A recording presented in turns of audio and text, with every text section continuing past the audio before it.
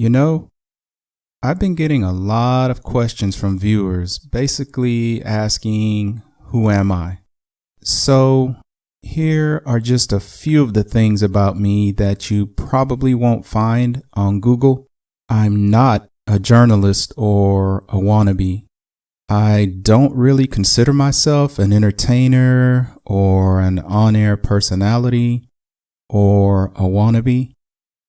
I'm actually not looking for that ever elusive quote unquote big break, for that industry hookup, for a TV or movie deal, for a major endorsement, etc.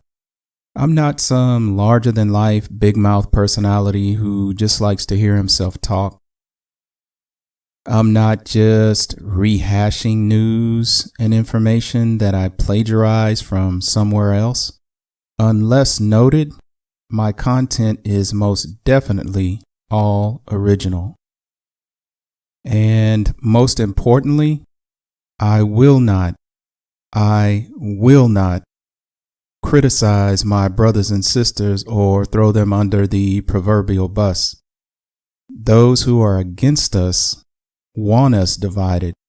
For those who want to see my credentials, my pedigree, my resume, for those who ask, why should they listen to and follow an unknown?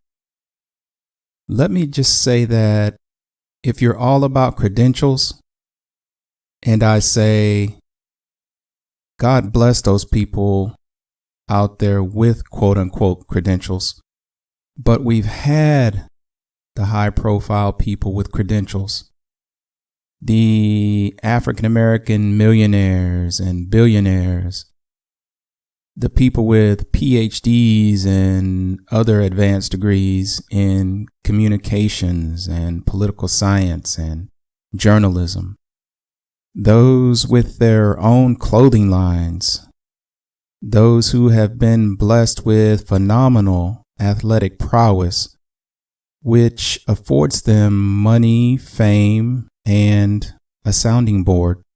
Yet, we still allowed number 45 to be elected. Just saying.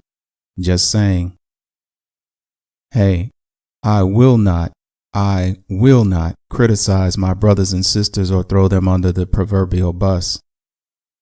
Those who are against us want us divided. We own cable TV channels, yet we still allowed number 45 to be elected. We've got national morning talk radio shows hosted by the big name DJs, talk show hosts, and entertainers, yet we still allowed number 45 to be elected. We had an African American in the position as the most important man on the planet, POTUS, yet we still allowed number 45 to be elected. We've infiltrated CNN and MSNBC with popular African American hosts of news and related talk shows, yet we still allowed number 45 to be elected. We have dozens of mega entertainment stars, from actors to singers to rappers. We have professional athletes from basketball to even tennis, yet we still allowed number 45 to be elected.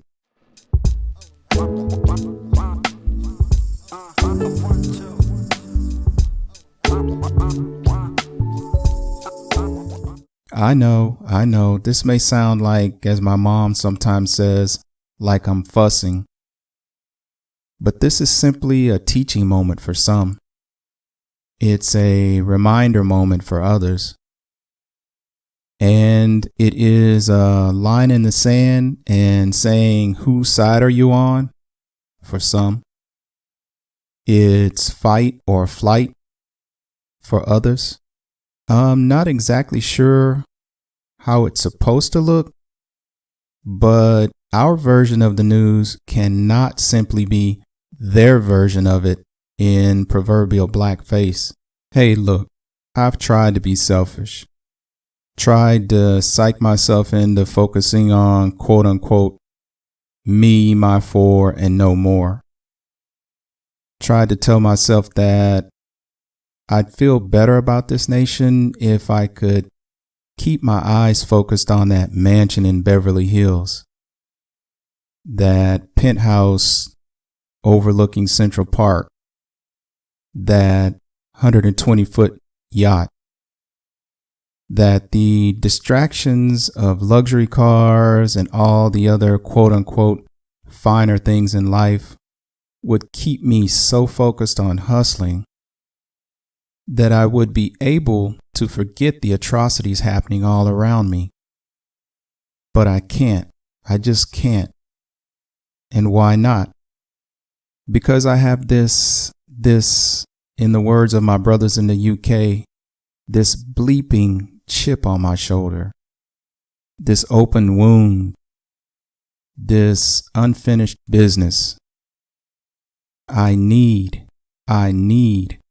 closure of these terrible things known as racial injustice, systemic racism, inherent biases, etc. I can't be selfish. Not anymore.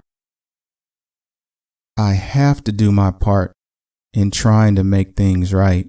Don't get it twisted. I have days where I want to give up, where I say, hey, maybe all of my years of working hard, saving money, my advanced education, keeping my nose clean, etc., maybe it's all just been preparing me to move to Canada, move to Mexico, move to Belize, maybe even move to Europe, maybe even back to the motherland, maybe even South Africa or somewhere. It's a constant mental struggle with the idea of flight, which is running from the trouble, or fight, which is standing your ground, resisting, even going on the offensive if and when need be. But for me, the choice becomes clear when I hear this poem, this refrain, this quote in my head saying, "Do not go gentle into that good night," encouraging me to live boldly, to fight. I remember when I heard on the radio that O.J. Simpson, who had been in prison for many years, was finally up for parole. And the news commentator reporting the story said that Simpson would finally, potentially, be a quote-unquote free man. For some reason, that phrase, that term, free man, resonated with me. I just had the thought that even if he's out of prison and has quote-unquote access to the free world, is an African-American man, a man of color, ever really free in this nation?